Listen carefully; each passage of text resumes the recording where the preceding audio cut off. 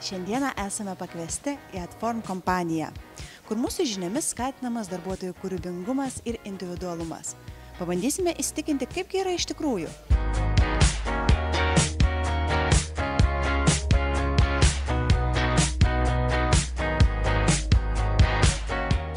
Labą dieną, Rūta. Kiek šiuo metu darbuotojai pas jūs dirba įmonėje?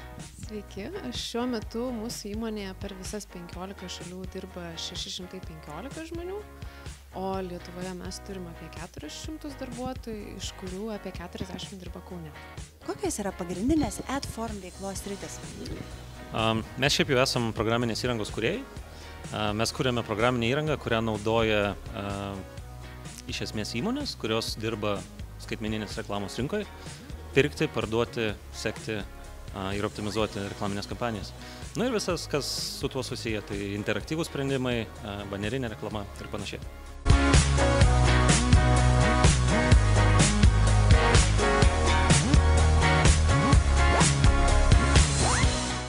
O kaip manote, ar geros sąlygos prideda darbuotojams produktyvumo, ar turi tam įtakos? Manau, kad turi ir labai daug. Geros sąlygos irgi yra labai plati sąvoka. Jeigu kalbėti apie tai, kaip mes esame įsikūrę, tai mums labai rūpėjo sukurti tokią aplinką, kurioje būtų gera dirbti ir kartu leisti laiką.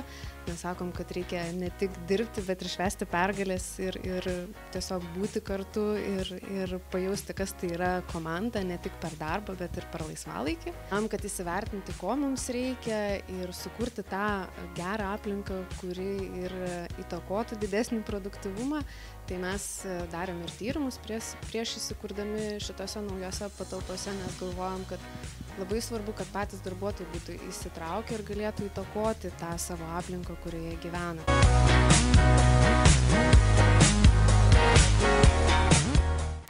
Ne per seniausiai jūs įsikėlėt į šitą naują ofisą. Jeigu jūs prilygintumėt buvusi ir esamą, kas labiau jums čionais patinka?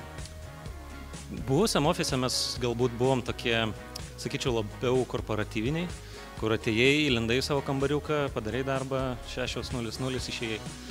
Čia tuo tarpu daug geresnė atmosfera, visi bendrauja, eina, susitinka koridoriuose ir tas toksai atvirumas, laisvumas daug labiau čia jaučiasi. Ir be abejo viskas šviežio, nauja, tai irgi labai smagu tai matyti, tiesiog akiai miela.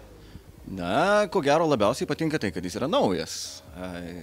Ir viskas, kas yra nauja, yra gana žavu. Ir kol kas, nors ir yra tokių nedidelių kažkokių tai netobulumų, mano parkingo vieta yra labai sudėtinga ir aš žinau, kad ne mano vieno tokia.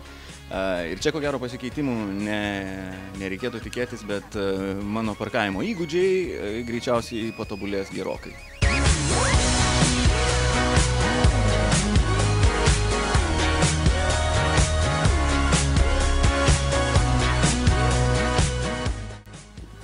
Čia yra labai puikiai aplinka ir atrodo, kad jūs stengiatės atstoti namus.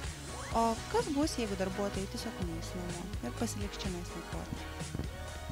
Jau turėjome tokį atvejį per atidarymo vakarėlį ir dėja neleidome niekam nakvoti. Realiai mes tikrai skiriamės nuo garsiojo Google ofiso ir šitą ofisą įrenginėjome taip, kad žmonės neliktų jame. Mums yra smagu, mes esame viena didelė graži šeima, bet mes nepamirštame, kad mes turime ir kitus namus. Todėl erdvės yra skirtos puikiai dirbti komandom, jom galbūt persikelti savo darbo erdvę, nes turime daug tokių erdvių, kur gali iš 8 žmonių greitai persikonfigūruoti į 40 vietų. Ir tikrai prieš įrenginėjant biurą mes galvojame apie tai, kad nepadaryti, kad būtų taip smagu, kad nenorėtume eiti namo.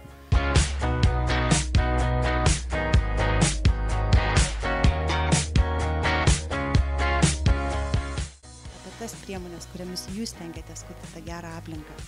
Tai mes galvojam, kad jeigu yra vertybės, kuriomis mes vadovaujamės ir kurios mums yra svarbios, tai tos vertybės turėtų atsispindėti ir toje aplinkoje, kurioje mes būname kiekvieną dieną. Jeigu mes sakom, kad mums yra svarbus komandinis darbas, vadinasi, mes stengsimės užtikrinti tokią aplinką, kurioje būtų gera ir patogu dirbti komandoms. Vadinasi, kad jos būtų viena arti kitos tos komandos, kurios dirba kartu, kad žmonės sėdėtų komandomis, kad turėtų tas erdves, kuriuose būtų patogu susitikti komandoms, kalbėtis, apsitarti darbus. Tai reiškia, kad būtų ne tik kiekvieno darbo vieta patogi, bet ir būtų kitų erdvių, kurios yra patogios komandiniam darbui. Jeigu mes sakom, kad vienam iš mūsų vertybių yra atvirumas, neformalumas, tai mes tą irgi komunikuojame ir per tą aplinką, kurią kūrėm, ar ne?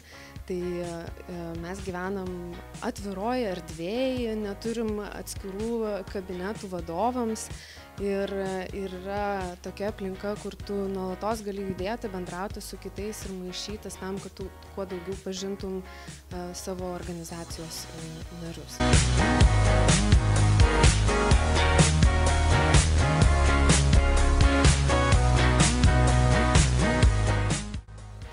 Kaip visgi nutiko, kad nusprendėte įsteigti valgyklėlę darbuotojams? Ir dar mums aktualus klausimas, kokios ten kainos ir ar kainuoja maistas arba sultis darbuotojams? Realiai tai atlikom rinkos tyrimą prieš rinkdamiesi naująjį biurą ir realiai gavosi taip, kad nelabai daug vietų yra Žirmūnuose ranka pasiekiamų, kaip vadinu, kad galėtume nueiti pavalgyti. Todėl nusprendėm prieš jau renginėjant visas darbo vietas, kad įrenginėsime restoraną, investuosime pinigus į gerą įrangą, bet mes tikrai nekompensuojame viso maisto ir žmonėms tenka susimokėti patiems.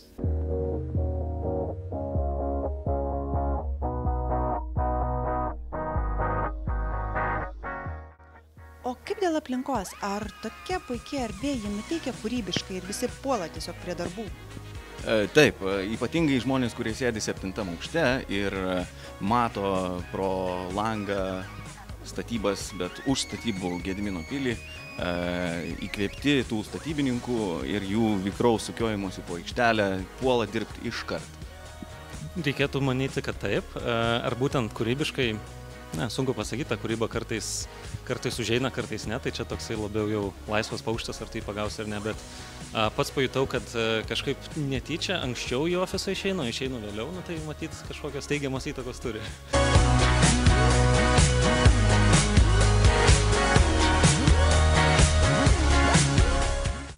O dabar toks provokacinis klausimas. Kaip jums atrodo, kurie geresni specialistai, tarkim, remiantis Adformu, yra vaikinai ar merginos? Provokaciškai geresni specialistai yra vaikinai, o geresnės specialistės yra merginos. Turint galvoj mūsų darbo specifiką, aš tai sakyčiau, kad merginos. Todėl, kad jos kruopštesnės, jos, kaip sakant, atidesnės, o čia būtent programuotojams arba media planų, sakykime, įgyvendintojams tai yra labai svarbu, nes visgi net ir maža klaidelė gali pakišti koją ir labai svarbu to išvengti.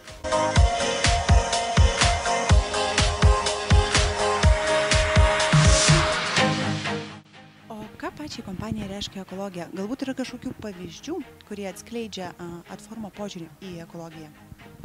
Tiek pačiam Adformui, tiek mūsų įkūrėjams yra labai svarbus ekologijos klausimas. Tai tiek renkantis baldus, tiek rūšiuojant šiukšles ir tiek renkantis pieną į kavos aparatus yra labai svarbu. Ir mes esame iš tų kompanijų, kuriuom buvo labai sunku išsirinkti kavos aparatą, tarkime, nes mums būtina šviežias pienas, ne miltelį. Mums svarbu šiukšlių rūšiavimas. Mes pastato savininkas bandome priversti rūšiuoti kartu su mumis šiukšles, nes tai yra mums pakankamai svarbu. Taip pat baldai. Mes žiūrėjome, kad tos mūsų naudojamos USB plokštės būtų specialiai apdirbtos ir jos neskleistų jokių kenksmingų medžiagų į aplinką.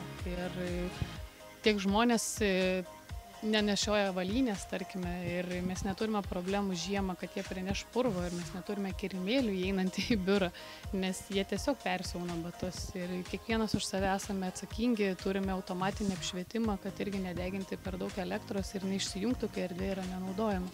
Tai tikrai dirbame ties to klausimu ir mums tai yra labai svarbu. Be galo dėkoju Adformui už puikų priėmimą ir visiškai netikėtai gavome puikų dovanų.